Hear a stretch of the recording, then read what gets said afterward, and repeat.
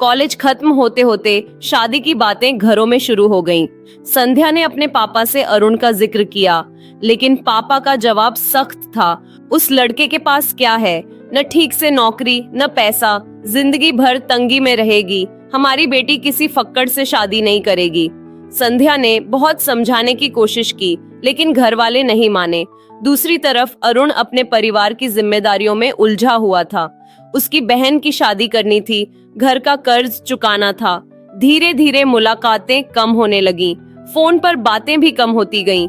फिर एक दिन सब खत्म हो गया। संध्या की शादी एक अच्छे घर में तय कर दी गई। अरुण बस खामोश रह गया।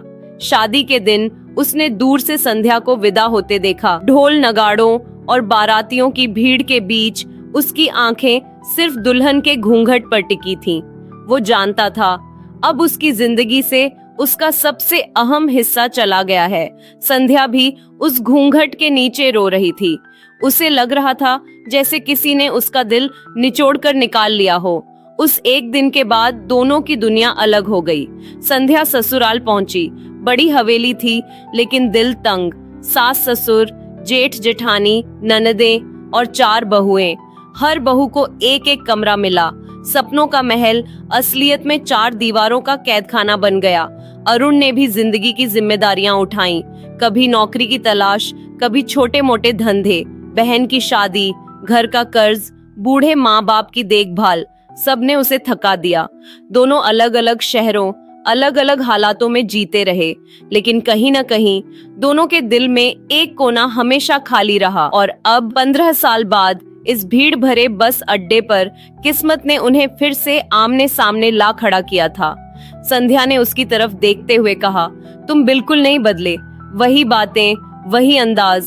अरुण ने उसकी आंखों में झांका और धीरे से कहा, और तुम भी नहीं बदली। फर्क बस इतना है कि अब तुम्हारी आंखों में सपनों से ज्यादा थकान है। संध्या की आंखें भर आईं। वो चाहकर भी जवाब न दे सकी। बस अड्डे पर शाम गहराने लगी थी। सूरज ढलने की वजह से आसमान पर हल्का नारंगी रंग छा गया था। लोग अब और तेजी से भाग दौड़ करने लगे थे। किसी को बस पकड़नी थी तो कोई उतरे हुए यात्री को लेने आया था। संध्या और अरुण अब भी उसी बेंच पर बैठे थे। दोनों के सामने खाली चाय के प्याले पड़े थे, लेकिन उनकी बातों का सिलसिला अभी खत्म नहीं हुआ था। अरुण ने गहरी सांस ली और बोला, तुम्हें पता है संध्या, 15 साल ऐसे गुजर गए कि समझ भी नहीं आया। कभी नौकरी करता हूँ, कभी छोटे मोटे धंधे। पैसा आता है, चला जाता है, लेकिन जेब हमेशा खाली रहती है। कभी कभी सोचता हूँ, क्या यही जिंदगी है? संध्या ने हल्की मुस्कान दी, लेकिन उसमें कड़वाहट छिपी थी। मेरी जिंदगी भी अलग कहाँ है। पति दिन रात नौकरी में लगे रहते हैं, इतना कमाते हैं कि भूखे नहीं सोते, लेकिन कभी चैन से जी भी नहीं पाते। बच्चों की फीस, राशन, बिजली का बिल, हर महीने लगता है जैसे जिंदगी उधार पर चल रही है। अरुण ने उसकी तरफ देखा। मतलब हम दोनों अलग अलग रास्तों पर चले, लेकिन मंजिल एक ही निकली, संघर्ष। संध्या की आंखें भर आईं। उसने पल्लू से आंखें पोंछी और धीरे से बोली, हाँ, बस फर्क ये है कि अगर हम साथ होते तो ये संघर्ष आधा आधा बंट जाता। अरुण कुछ नहीं बोला। उसकी आंखें चुपचाप संध्या के चेहरे पर टिकी रहीं। थोड़ी देर बाद संध्या खुद ही बोल पड़ी, तुम्हें याद है हम कितने सपने देखा करते थे? तुम कहते थे कि हम साथ मिलकर एक छोटा सा घर बनाएंगे, छत पर गमले होंगे, मैं चाय बनाऊंगी और तुम अखबार पढ़ोगे। अरुण हल्की हंसी हंसा। हाँ, और तुम कहती थी कि हमारे बच्चे साथ खेलेंगे, मैं उन्हें क्रिकेट सिखाऊंगा और तुम होमवर्क कराओगी। संध्या की आवाज लड़खड़ा गई। देखो, सपने तो पूरे हुए, बच्चे भी हैं, घर भी है, लेकिन न तुम हो न मैं। अरुण ने गहरी सांस लेकर कहा, सपने वही होते हैं जो किसी खास के साथ पूरे हों, वरना तो ये सिर्फ जिम्मेदारियां रह जाती हैं। संध्या ने सीधा सवाल किया, अरुण सच बताओ, क्या वाकई हमें पैसों की वजह से अलग होना पड़ा? अरुण ने सिर झुका लिया।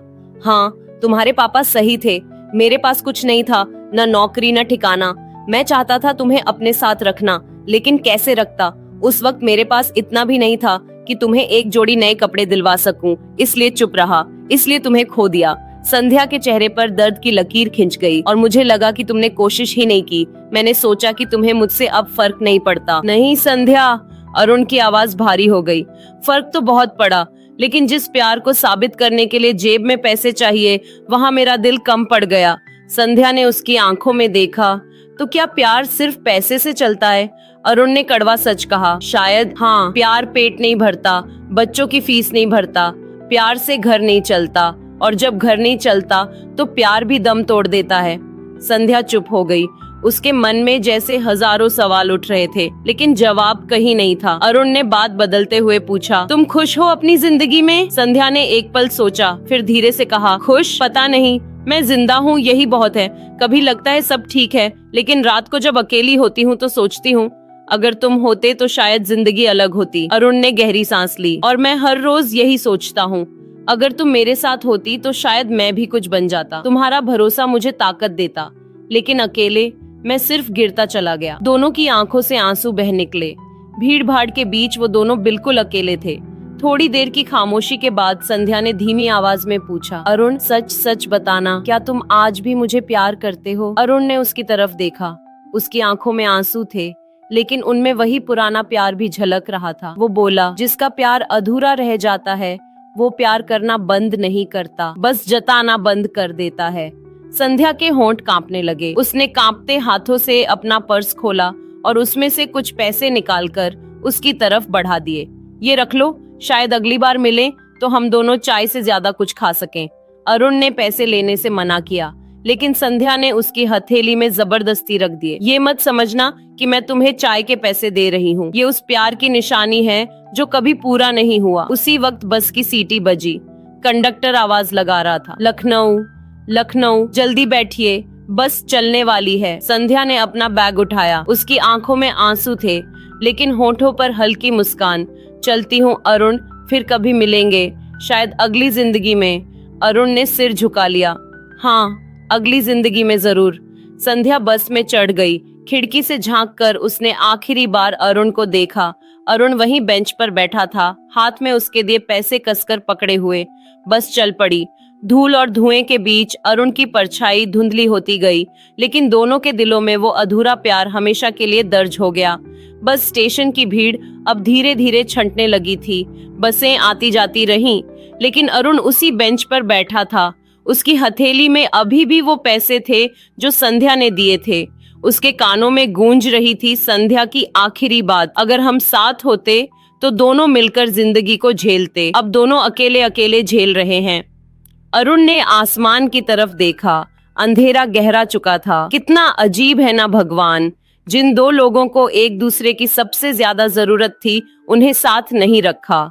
वो धीरे से हंसा, लेकिन उसकी हंसी में दर्द था। शायद सच यही है, गरीब का प्यार अधूरा ही रह जाता है। बस की खिड़की से बाहर झांकते हुए संध्या का मन कहीं और था। बच्चे घर पर उसका इंतजार कर रहे होंगे, पति ऑफिस से आकर थके होंगे, लेकिन उसका दिल वहीं बस अड्डे पर अटका था। उसने खुद से कहा, अगर उस दिन पापा की बात मानने के बजाय मैंने जिद की होती तो शायद मेरी जिंदगी अलग होती, शायद आज मैं मुस्कुरा रही होती।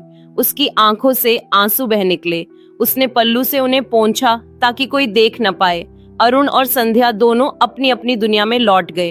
अरुण फिर वही छोटे मोटे काम करने लगा।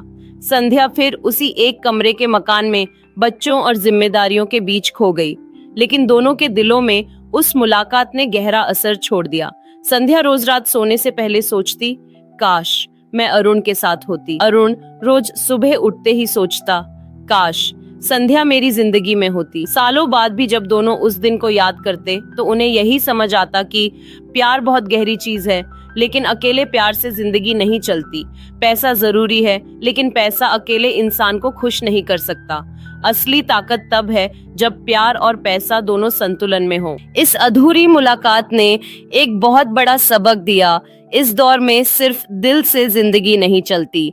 पढ़ाई, करियर और आर्थिक स्थिरता उतनी ही जरूरी है जितनी मोहब्बत, वरना प्यार अधूरा रह जाता है, सपने पूरे नहीं हो पाते और इंसान जिंदगी भर काश कहता रह जाता है। दोनों की कहानी अधूरी रह गई। न अरुण खुश हुआ न संध्या, लेकिन उनकी मुलाकात ने ये सिखा दिया कि प्यार करना आसान है, लेकिन प्यार को निभाने के लिए पैसा और जिम्मेदारी दोनों चाहिए, वरना मोहब्बत चाहे जितनी सच्ची हो, जिंदगी झंड ही हो जाती है। तो दोस्तों, आपको ये कहानी कैसी लगी मुझे कमेंट बॉक्स में जरूर बताएं। ऐसी और अच्छी और रोमांचक कहानियों के लिए मेरे चैनल को सब्सक्राइब कर लें और बेल आइकॉन को भी दबा लें। धन्यवाद।